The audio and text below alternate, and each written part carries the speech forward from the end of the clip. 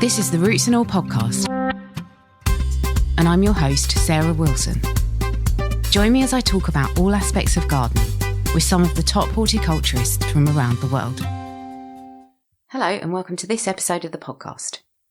This episode is sponsored by gardencourses.com. Gardencourses.com offers online horticultural training for those looking to develop their own home gardens.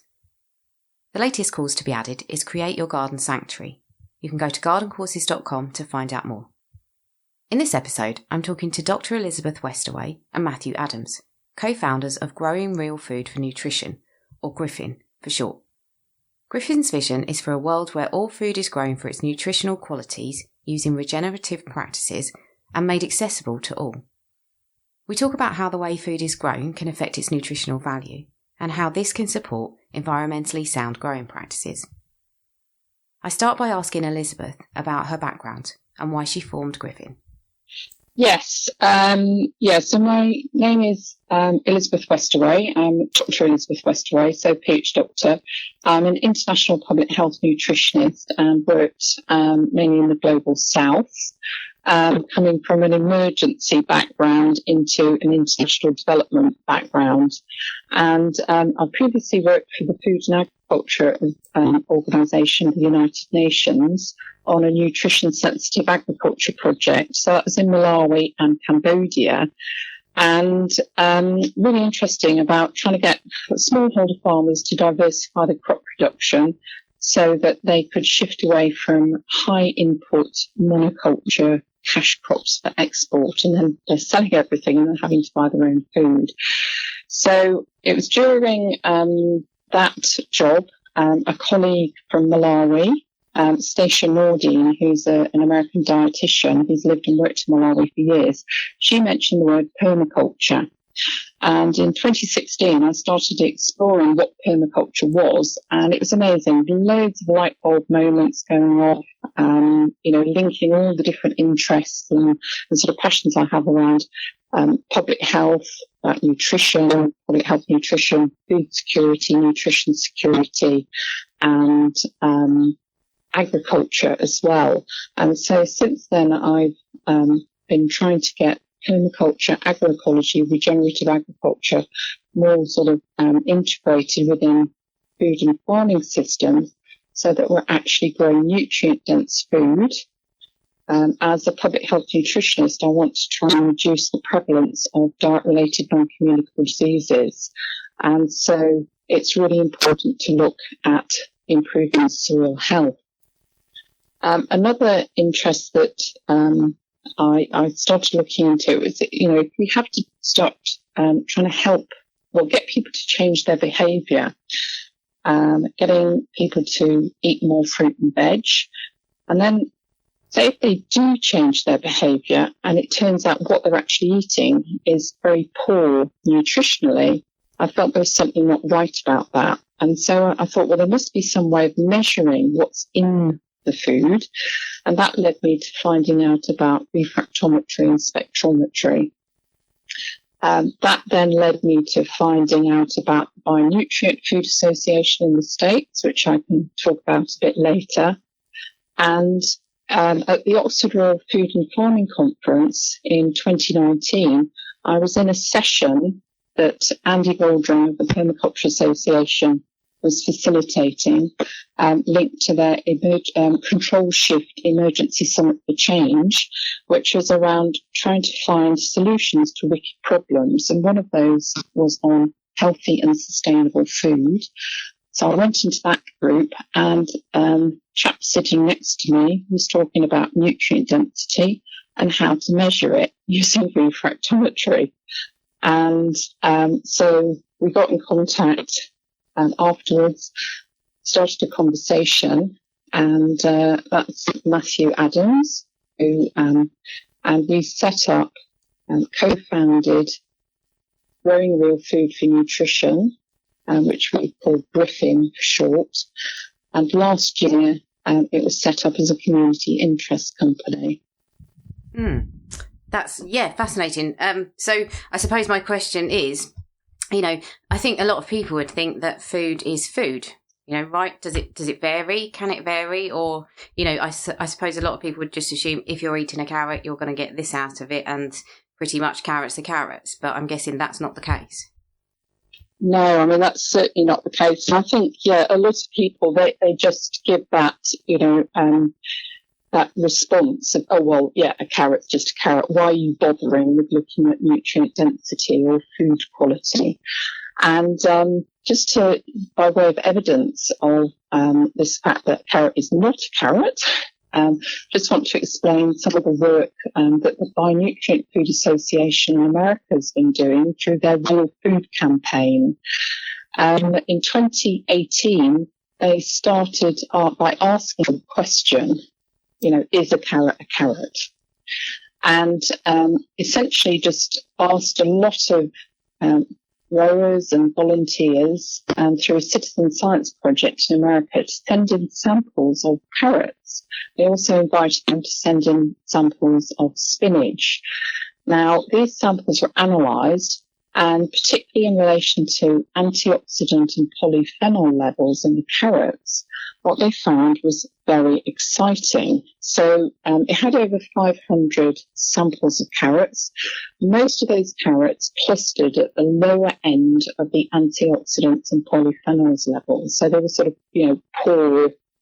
poor quality in relation to those two elements.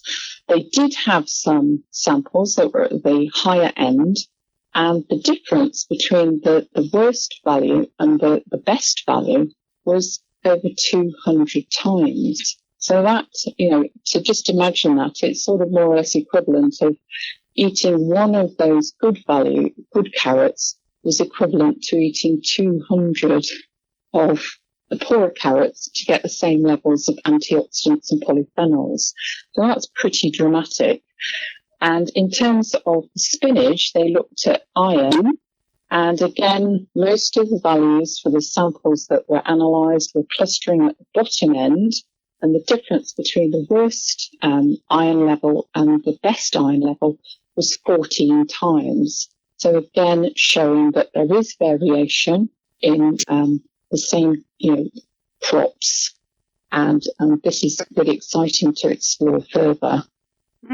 It is. It does raise the question. I think maybe if I ate a carrot, if I say ate 5 carrots that were kind of super nutrient rich, could I be overdosing?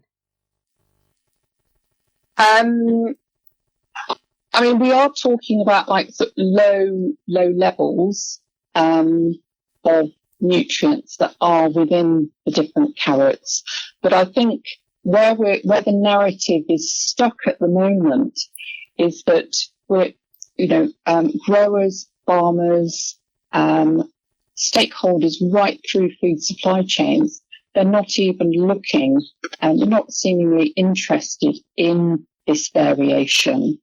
And that, we should be looking to be growing our food so that it is maximising health through the entire food supply chain. And particularly if we're serious about maximising population health, we should be growing, the varieties that are producing,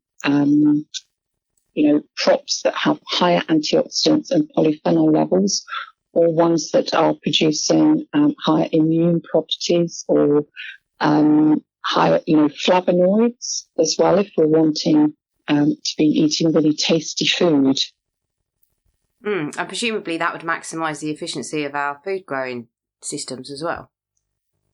Yes, yeah, because once you know like the science behind growing high quality, high Brix food, then the only way you can grow this level, this high level of food, is through healthy soil that has got symbiotic relationships between the rhizosphere of the root and the microorganisms in the soil, so that you have greater nutrient cycling, carbon cycling and water cycling.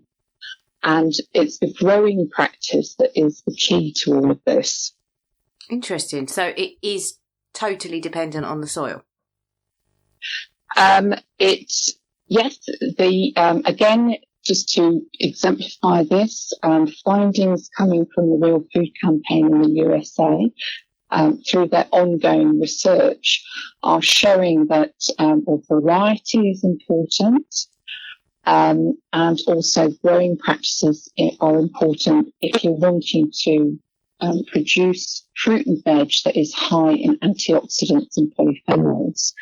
So what they did, they looked at grapes, they looked at carrots, kale, cherry tomatoes, spinach and lettuce. Again, invited grower partners from all over the USA to send in samples of their food crops, samples of the soil in which they were grown in, did full mineral nutritional analyses. For the soil, they looked at minerals, soil biology, soil carbon, soil organic matter. They also asked the grower partners to give this biodata, metadata on varieties and also on the growing practices. And because they're interested in the link between soil health and human health, they were very much wanting to see that, what the levels of antioxidants and polyphenols were within these food crop samples.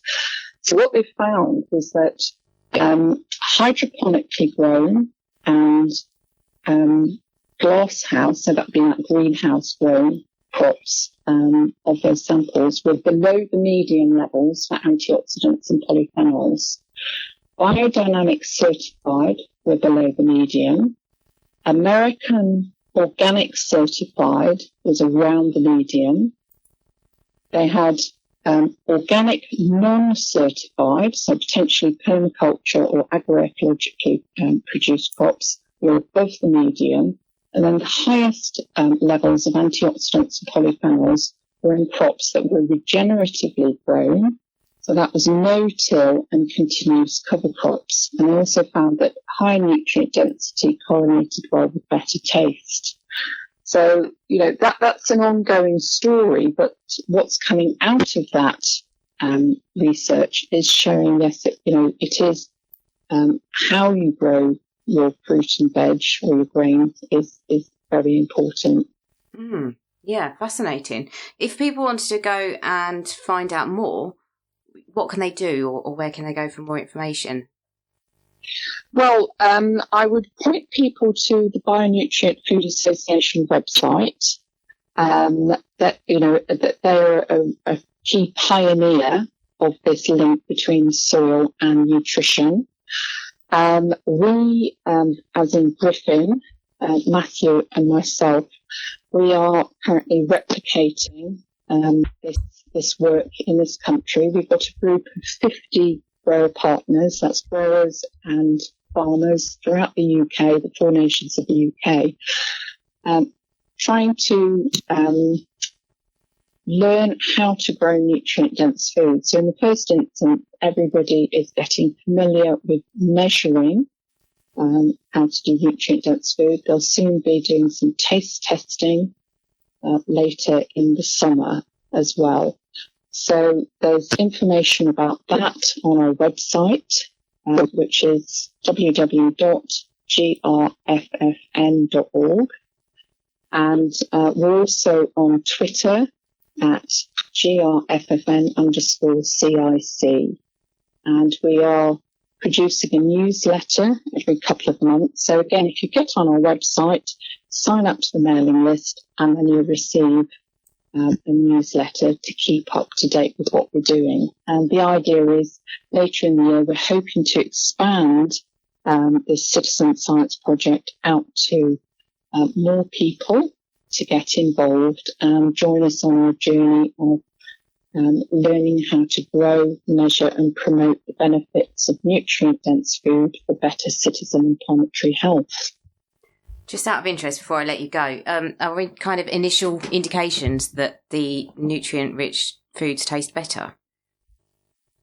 This is, yeah, they do. I mean, Matthew had, I think it was last week, he tested a pea in his garden, and he said he tasted it.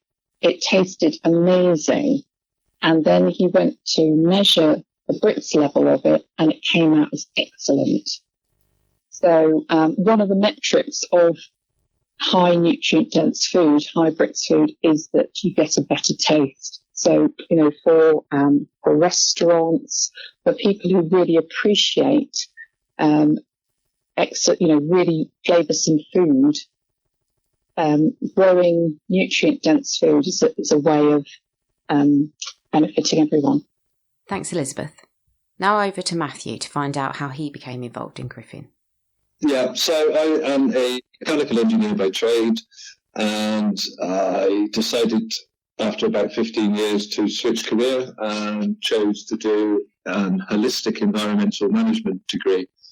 So that really began to inspire my interest in nature and conservation as I got interested in learning about ecology. I spent my year out working with the Somerset Wildlife Trust, and I did 3 months in the Amazon rainforest just to absorb myself in nature. Then my final year I got interested in deep ecology, which is a deep green environmental philosophy. And that has kind of inspired me for what I'm doing today. So having finished that degree, I ended up running a gardening charity called the Good Gardeners Association. And they were promoting no-dig, compost, organic gardening. And they've been doing that since 1966. So I ended up taking over and running that as a charitable organisation for 11 years.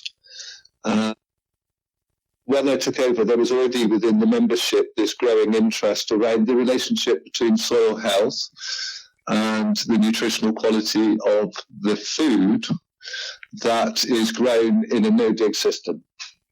So I led some research projects in partnership with the Biodynamic Association, and it lasted for 8 years, where we were looking at 23 mineral and trace mineral elements in the soil and tracking that through to the crops in response to different methods of cultivation. So that was your no-dig, and we did a single dig and a double dig.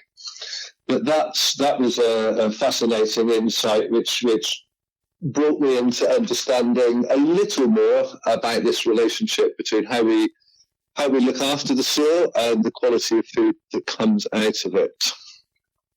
So having run that for 11 years, I moved on to become a craft cider maker, which was again working with microorganisms, because that seems to be where a lot of new cutting edge science is going on right now to do with soil health and food quality. And being a cider maker, a craft cider maker, it's all about working with those microbes. So it's just another educational kind of learning process that I was going through as a craft cider maker. And off the back of that, I then found out about the development of the bionutrient meter, which was happening in America, where they're trying to develop a handheld scanner that will be able to theoretically measure the nutrient density of food. And that's where I then, from my previous experience, I could see the value in developing such a tool.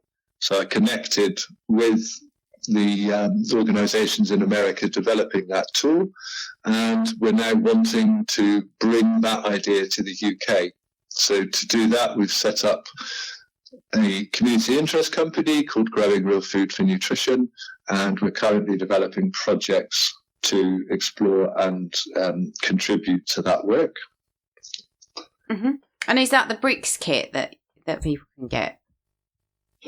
No, I'm sorry. I've just gone straight into the bionutrient meter. So if I explain then a little bit about the Brix kit, and that's the handheld refractometer, and it's currently, as far as I'm aware, it's the only method that we've got currently that you can use to give a general assessment of food quality based on this notion of nutrient density.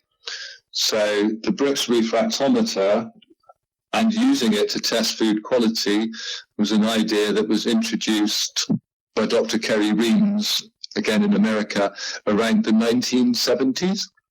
And today, kind of 50 years on, the development of that using the Brix refractometer is the bionutrient meter.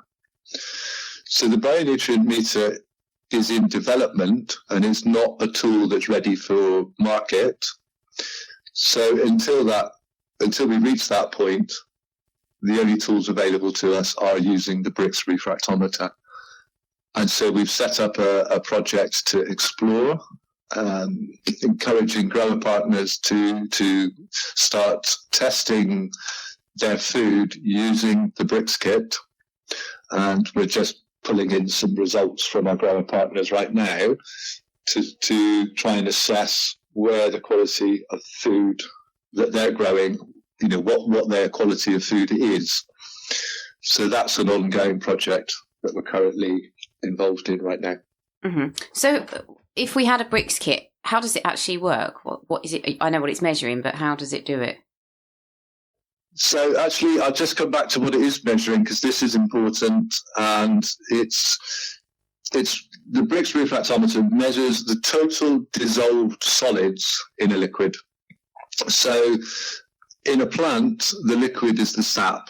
The sap is extracted with a pair of pliers that we've had made up specially. So it's just a clamping device that if you can imagine taking a leaf of lettuce and folding it up, putting it under the pliers and squeezing it. And very shortly after that, some of the sap will run out from the end of the pliers, which you direct onto the prism of the refractometer.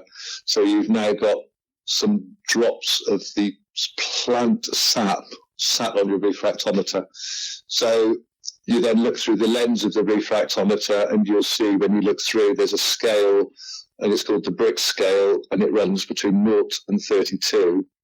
And so the more solids you have in the plant, the higher that number will be, between 0 and 32. And that's what you're measuring. And then we can relate those measurements to a list of vegetables and fruits in the what's called the Brix tables. And those Brix tables articulate 4 different qualities of food based on Brix measurements. And it's described as either being poor, average, good, or excellent. So if you test a carrot and it measures, I can't remember, 16 Brix, then that might be in the excellent category. And what you can expect to see from a carrot that's expressing a high Brix value is that it's potentially become has become totally resistant to pests and disease. And it will taste better, and it will have a longer shelf life. And sorry, I just want to add one last thing. What's in the sap of a plant? So most people think of it as just sugar, because that's the product of photosynthesis, which is absolutely correct. However, when you think about what's inside a plant, there are also vitamins, minerals, proteins, and literally thousands of secondary metabolites. Now, many of those nutrients are soluble, so that means they turn into a viscous liquid. And so when you're measuring plant sap, what you're measuring is the product of photosynthesis. And if that plant has had access to the correct nutrition, that relates to the soil health and the microbial community that surrounds it, then that plant will build health and a strong immune system. And it uses enzymes to convert those sugars into complex sugars, into vitamins, into proteins, into secondary metabolites. So it's a very holistic way of looking at the total composition, total chemical composition of a plant. So there's a few things that's made me question. The first one is, if, say, I took a berry off of a bush or a plant and took that, tested that, would that maybe then be would that definitely be indicative of every berry on that plant, or could it vary? It could vary, but you'll find that it wouldn't vary by very much. That's my experience with my current amount of testing that I've done. Okay. And I'm guessing the other question is, would it matter when you harvested? And I'm thinking, you might need to know when the plant was at its fullest and, maybe not overwatered, for example, or what time of day, things were varied. Would that come into account as well? Yes, it does, and it will do. And so we don't know the answers to all those at the moment, but with starting to use the Brix as a way of understanding plant quality, you can then be kind of empowered to actually investigate those problems, those questions for yourself. So, for example, if you tested, let's say your lettuce at 8 o'clock in the morning, 10 o'clock, 12 o'clock, 2 o'clock, just as an experiment to learn yourself what happens to the quality of that plant through the day, then you might see the Brix value go along a bell curve, which is in line with the amount of sun that's available. So imagine midday, the sun at the highest, photosynthesis at the highest. That could actually be a good time to crop. But it's still an open question. I don't know if that's quite right, because it may be,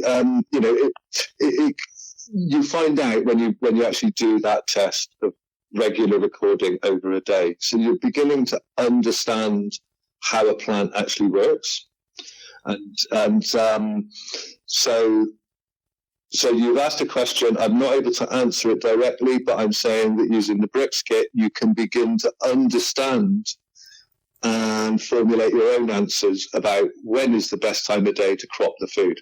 You might find it doesn't matter, or you might find with certain foods it does matter. I'd be interested to know what effect the lunar cycle had on things as well. But also, so you mentioned citizen science, and you also said that you're getting results in already. How can people get involved? What can they do if they're interested in monitoring this? So the purpose of our citizen science project is for us to learn as a community how to use this, how best to use this tool, how best to record the information and use that information as a kind of feedback loop. And so we're in a development phase. And part of that development phase is to be able to develop a app or some sort of program where we can then open it out to food growers who are actually interested in doing this. And we would encourage that. But as a new organisation and a new project, we're not quite there yet. And once we've gone through our growing cycle this year, hopefully we'll be able to develop that side of things so that next year we'll be in a position to invite anybody who's interested to log on to the Grffn website, find out about Brix and how to use it, and join the citizen science.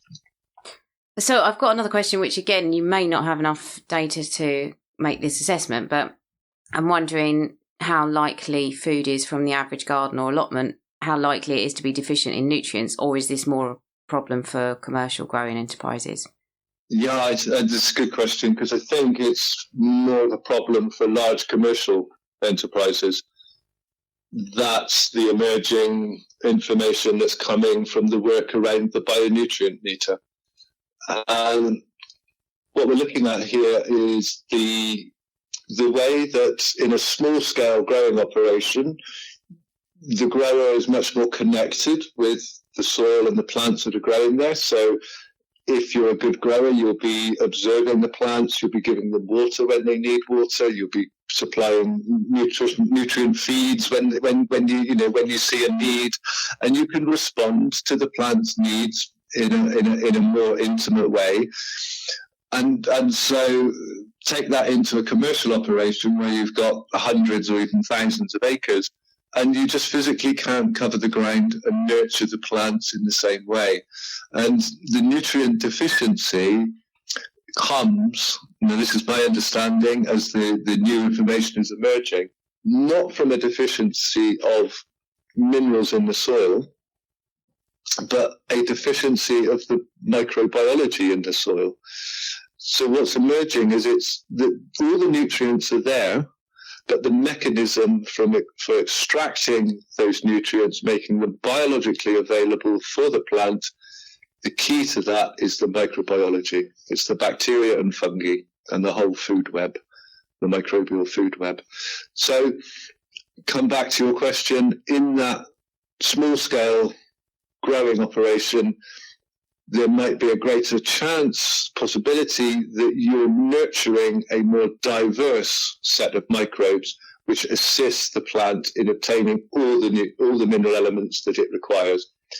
And in that commercial large-scale operation, it could be hard to know how to do that across thousands of acres. Thank you to Elizabeth and Matthew for taking part in the interview. I'd love to hear your thoughts on this, and if you decide to invest in a Brix kit, let me know what you find out. And don't forget you can sign up to the Grffn newsletter. Thank you for listening, and to gardencourses.com for sponsoring this episode.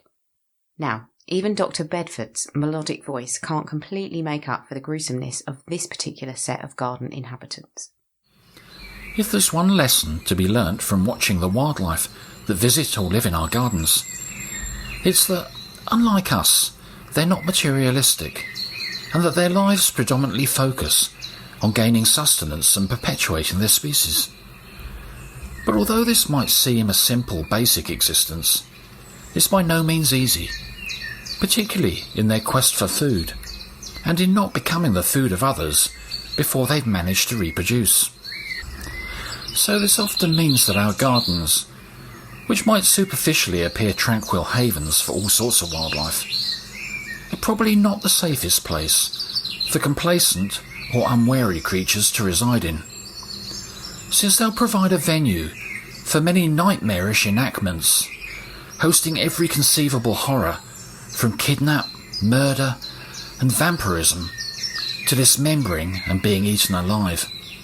And yet, we'll likely be oblivious to the most brutal of these whilst they're deviously and silently performed around us within the bug world.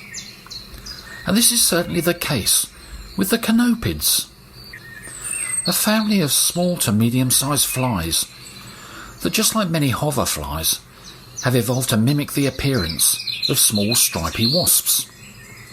And the female Conopid flies will often be seen throughout spring and summer on flowers in our gardens, where they'll be resting and feeding on nectar. However, their seemingly innocuous behaviour has a far more sinister purpose, since the flies will be biding their time, waiting for a bee to come close to their flower. Then as one arrives, the Conopid launches herself into the air and collides headlong with the bee, creating a brief moment of contact during which she prizes open part of the bee's body and deposits an egg inside. Then, in a flash, the Conopid's deed is done, and she returns back to the flowers. The unfortunate victim, though, will be none the wiser, and for a short while goes about its normal life, whilst within its body the Conopid's egg hatches into a tiny maggot. Feeding on the bee's internal organs, the maggot grows larger, and although the bee remains alive, its behaviour begins to change, spending less time foraging, and instead of returning to its nest at night, it rests alone amongst the plants. Then finally, as the bee becomes weaker, it digs itself a little grave in the soil and dies, leaving the maggot within its body protected until it emerges the following year as an adult Conopid fly, ready to begin its annual cycle again at the expense of the bees. You can download or listen to the podcast direct from the website rootsandall.co.uk. Please also check out my Patreon, where you can make a one-off donation or take out a monthly subscription to help support the podcast. because if you enjoy the show, please help it continue. I also have a GoFundMe where you can make a one-off donation. Even a one-off donation of £1 helps, and I'll be really grateful for your support. So please go to Patreon or GoFundMe and search for Roots and All Podcast.